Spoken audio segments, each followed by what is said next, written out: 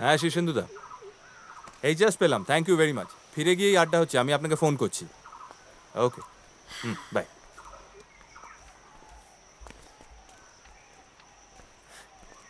সুবর্ণ, ঢালের লিপির মর্মোদ্ধার হলো?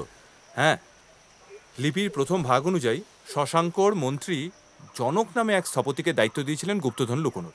এই জনক আগে শাক্ত হলেও পরে তিনি বৌদ্ধ ধর্মে দীক্ষা নেন। আর দ্বিতীয় চাবির হদিশ? এই তো, ওটা একটা ধাঁধার আকারে লেখা। শীর্ষেন্দুদা এক্ষুনি মেসেজ করলেন, ওনার অনুবাদ অনুযায়ী ব্যাপারটা এরকম দাঁড়াচ্ছে। দ্বিতীয় চাবি ভুজঙ্গ পাশে সমন্বয়ের আলো আঁকড়ে ধরে রাখছে তাকে সমতটের ভালো। সমতটের ভালো মানে? এই হলো কর্ণ সুবর্ণ। আর অধুনা বাংলাদেশের নোয়াখালী অঞ্চলকে সেই সময় বলা হতো সমতট। সমতটের ভালো মানে নোয়াখালীর ভালো? সেটা কি জানো সুবর্ণ, নোয়াখালী বললে ভালোর থেকে খারাপটাই বেশি মনে পড়ে। 1946-এর দাঙ্গায় নোয়াখালী যে কি ভয়ানক চেহারা নিয়েছিল। তা তো বটেই, কিন্তু অখিলেশ মামা, আমাকে আর একটা জিনিস বেশি ভাবাচ্ছে। এই যে দিগম্বরবাবু গুপ্তধনের সন্ধানের কাজ শুরু করেছিলেন, উনি কাজটা শেষ করলেন না কেন? আর এক্স্যাক্টলি কি এমন হয়েছিল যে উনি কাজ বন্ধ করে দিতে বাধ্য হলেন? ঠিক তাই। আচ্ছা ঝিনুক, আবির এখনো ওঠেনি?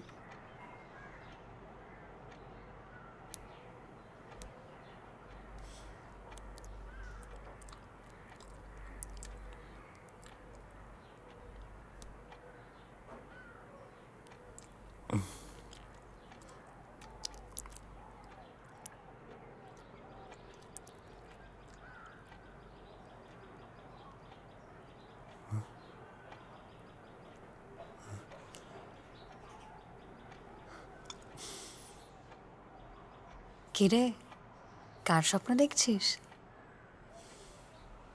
ক্রিস্টোফার নলেন। নলেন গুড় খাবি?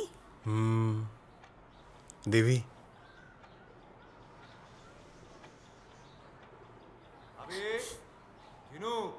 বেরোতে হবে।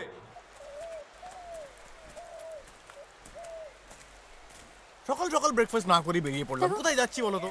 দ্বিতীয় চাবিটা তো খুঁজতে হবে নাকি? এখানে পুরনো একটা ঘাট আছে। শশাঙ্কের আমলে নাকি ওখানে নৌসেনার ঘাঁটি ছিল। কিন্তু ধাঁধায় তো বলা আছে নোয়াখালীর ভালো, আর নোয়াখালী তো বাংলাদেশে। এক্স্যাক্টলি, নোয়াখালীর সাথে নৌসেনার কি সম্পর্ক? বিশ্বম্বর বাবুর সাথে আড্ডা হচ্ছিল এই বাংলার কোথায় কি ভালো তাই নিয়ে। তো উনি আমাকে বিখ্যাত কবিয়াল ভোলা ময়রার একটা গান মনে করিয়ে দিলেন। কোন গান সোনাদা?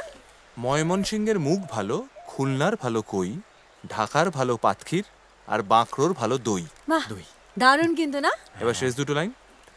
রংপুরের শ্বশুর ভালো, রাজশাহীর জামাই, নোয়াখালীর নৌকো ভালো, চট্টগ্রামের ধাই।